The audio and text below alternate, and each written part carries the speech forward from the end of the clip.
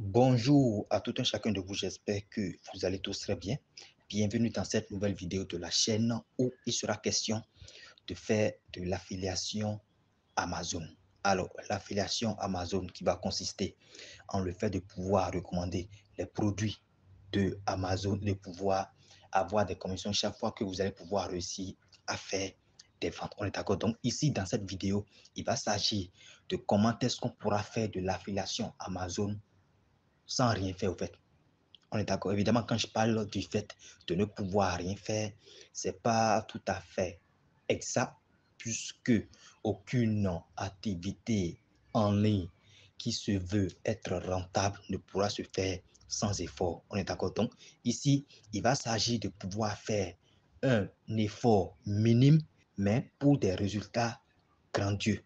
Alors, si c'est la première fois que tu me découvres à travers cette vidéo, n'hésite surtout pas à t'abonner à cette chaîne et à activer la notification pour ne pas manquer les prochaines vidéos. Sur ce, c'est parti.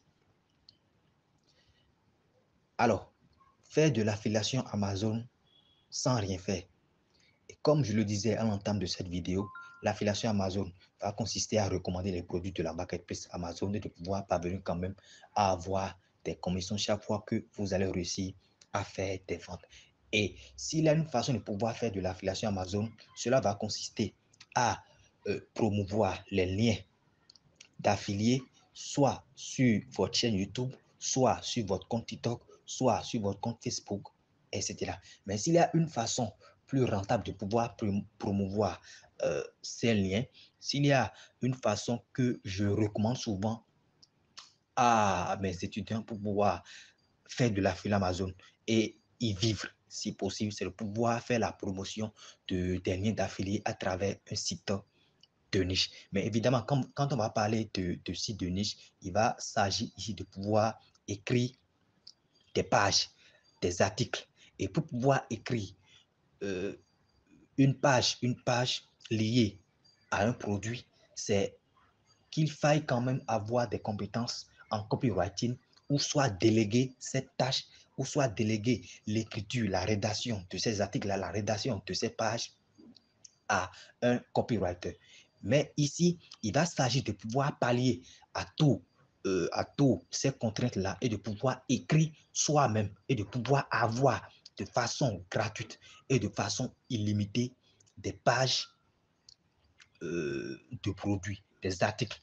On est d'accord? Donc, pour pouvoir y parvenir, on va se rendre sur un site. Le site sur lequel on va se rendre s'appelle archive.net. Donc, je vais au niveau de mon écran et je vais cliquer archive.net.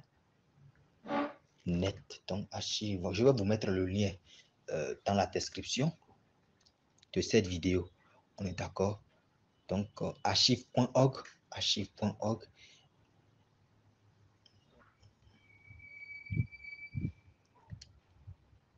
archive.org. Donc, pour rappel, archive.org est un site qui va parcourir les pages Internet des sites qui sont en ligne. Donc, une fois que archive.net va parcourir, une fois que archive.org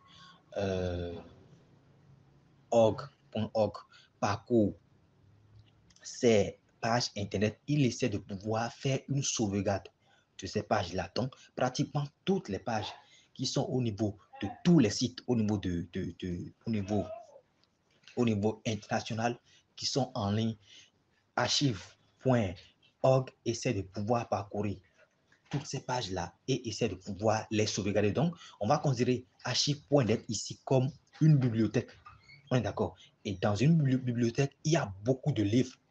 Et ici, il est question de... Et dans une bibliothèque, il y a beaucoup de livres qui ont rapport avec plusieurs domaines. Donc ici, on va s'intéresser non seulement à cette bibliothèque qu'est archive.org, mais on va essayer de repérer les sites qui ont déjà leur nom de domaine expiré. On est d'accord? Puisque une fois qu'un site de niche a déjà son domaine expiré, c'est comme si ce site de niche n'existe pas ou n'est plus en ligne. Pour être plus exact, on est d'accord? Donc, archive.net essaie de pouvoir sauvegarder ces pages-là. Une fois que ce site de niche dont le nom de domaine est expiré à présent, une fois que dont le nom de domaine est expiré à présent, en temps, dans une période antérieure, son nom de domaine n'avait pas expiré. Donc, au moment où son nom de domaine n'avait pas expiré, il y a Archive qui essaie de pouvoir sauvegarder les pages.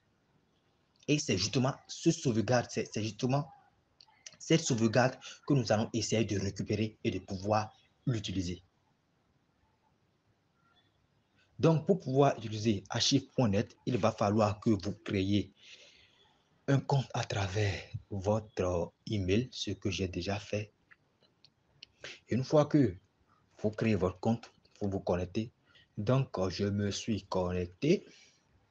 Après m'être connecté, qu'est-ce qu'il faille faire par la suite?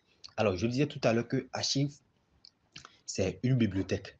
Et dans cette bibliothèque, on va s'intéresser aux sites qui ont déjà leur nom de domaine expiré. Donc, pour pouvoir faire ce tri-là, on va pouvoir se servir d'un autre site. Et ce site s'appelle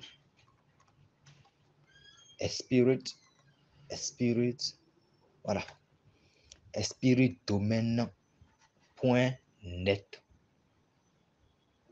Espiritdomaine.net, c'est là.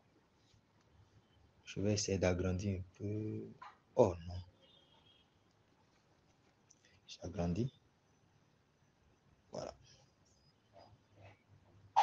Espiritdomaine.75.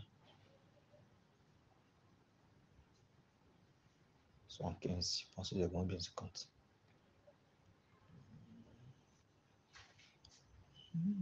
50 sur 75 pour que vous puissiez bien voir. 75 également de l'autre côté. C'est bon. Alors, on peut continuer. Donc, on se retrouve au niveau de espiritdomaine.net. On va se connecter. Évidemment, avant de pouvoir se connecter, il faut quand même créer un compte à partir de son Gmail. On est d'accord. Et une fois que vous vous êtes connecté, vous allez simplement insérer votre produit ou votre produit de niche. On est d'accord. Et je vais prendre l'exemple d'un fer à repasser. Je vais par exemple machine à laver. Machine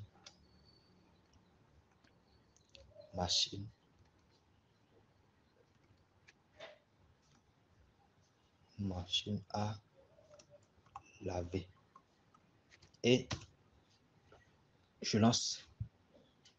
Alors, qu'est-ce qu'on remarque ici? On remarque ici, vous voyez tous ces sites qui sont présentés ici sont des sites dont leurs noms de domaine sont expirés. On est d'accord. Il y en a beaucoup. Il y en a beaucoup. On va s'intéresser ici à la catégorie ACR. ACR.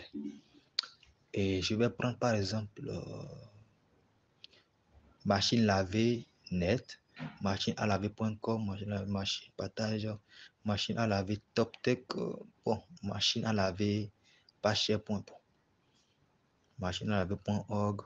Je vais choisir un site au hasard. On est d'accord, je vais choisir un site au hasard. Je choisis par exemple le premier site. Donc, on considère ce site-ci et puis on va au niveau de ACR. ACR qui va représenter ici le nombre de pages qui ont été sauvegardées. Donc, je clique. Et on est là. Qu'est-ce qu'il faille faire par la suite? Il faut juste aller au niveau d'une date. Donc, je suis là. Je clique sur une date. Évidemment, il ne faut pas cliquer sur n'importe quelle date. Il faut cliquer uniquement sur les dates qui sont colorées. Donc, je clique sur ça, puis je clique.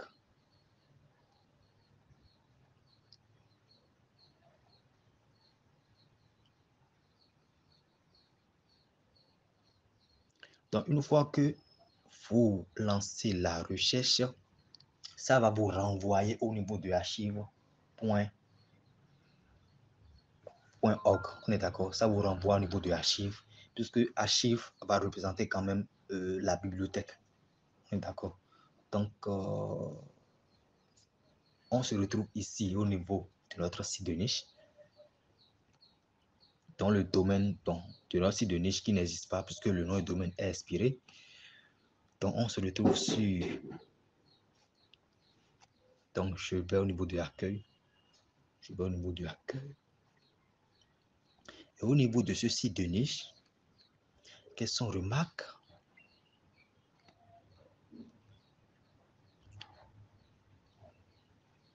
Je dirais que c'est plutôt très intéressant. Très intéressant. Très intéressant. Machine. Donc, ici, vous avez l'embarras du choix, en fait. On est d'accord. Ici, vous pourriez utiliser les articles qui se retrouvent au niveau de ce site de niche. Vous pourrez en faire tout ce que vous voulez. Et s'il y a une chose que j'aime faire particulièrement, c'est de pouvoir voir, l'unicité, de pouvoir vérifier si le contenu n'est pas utilisé par d'autres sites de niche qui ont encore leur nom de domaine valide. On est d'accord.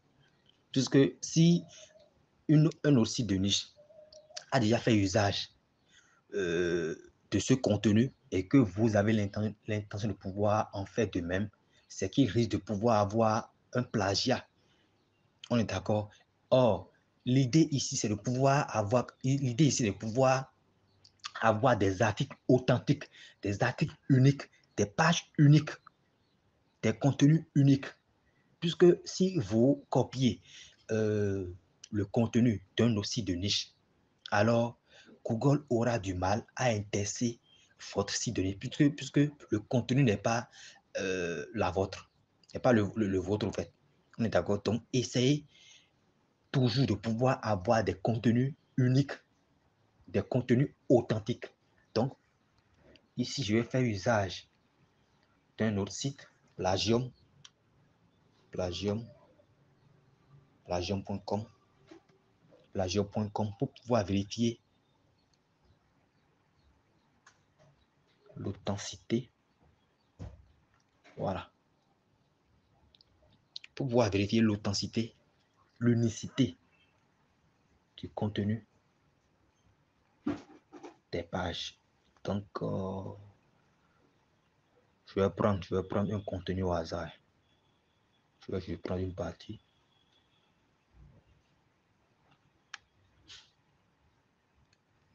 Je vais prendre juste une partie. Comme c'est à titre d'exemple, je copie ceci. Je copie ça. Je copie. Et je vais coller. Je colle. Et je lance la recherche.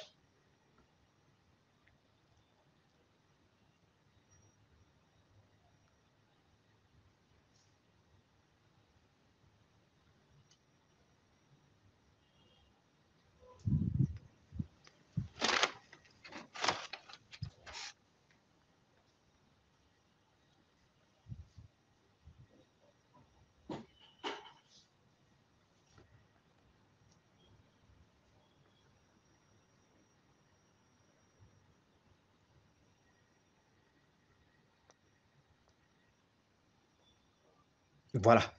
Qu'est-ce que ça met? Plagium ne trouve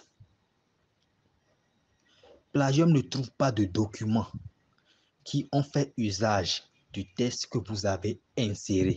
On est d'accord. Plagium ne trouve aucun document qui a fait usage du test que vous avez inséré. Cela voudra donc dire que si vous mettez ce contenu au niveau de votre site de niche, alors c'est authentique, c'est unique, puisque ce site-ci vient de nous signaler qu'aucun site en ligne actuellement ne dispose de ce contenu. Donc, une fois que vous aurez fait usage de ce contenu-là, cela voudra donc dire que Google sera en mesure de pouvoir indexer facilement votre site de niche. Donc, c'est plutôt de la magie, en fait. C'est plutôt de la magie, ces deux outils qui sont Archive et Spirit Domain.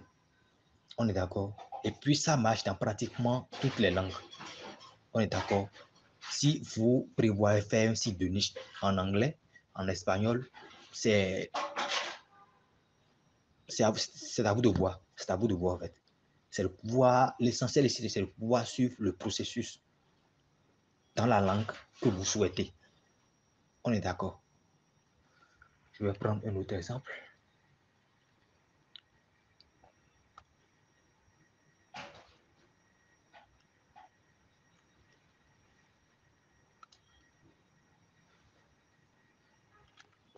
Il se peut justement que vous puissiez vous dire pourquoi est-ce que Plagium signale que le contenu n'est pas utilisé quelque part alors que nous l'avons copié au niveau d'un site de niche. En réalité, c'est vrai que nous l'avions copié au niveau d'un site de niche, mais pour le moment, ce site de niche n'existe plus puisque son nom de domaine a expiré. Donc, étant donné que son nom de domaine a expiré, cela voudra donc dire que ça n'existe plus en ligne au fait. Et si ça n'existe plus et que vous en faites usage, c'est comme si vous devenez propriétaire de ce contenu. Donc, c'est un peu ça.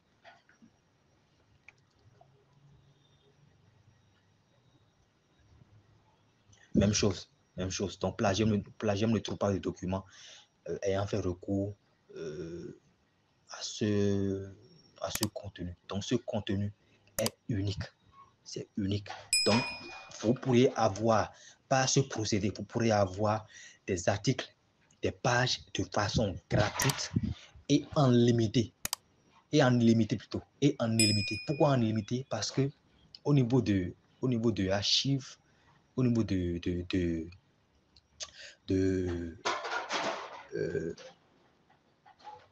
Spirit Domain.net, à ce niveau, il y a plusieurs sites, en fait. Il y a beaucoup de sites. Il y a beaucoup de sites. Donc, vous pourrez faire usage, de tous ces contenus, de tous ces contenus. Vous pourrez faire usage de tous ces contenus pour pouvoir faire un bon site de niche.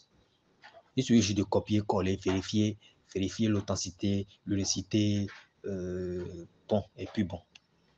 C'est simple en fait.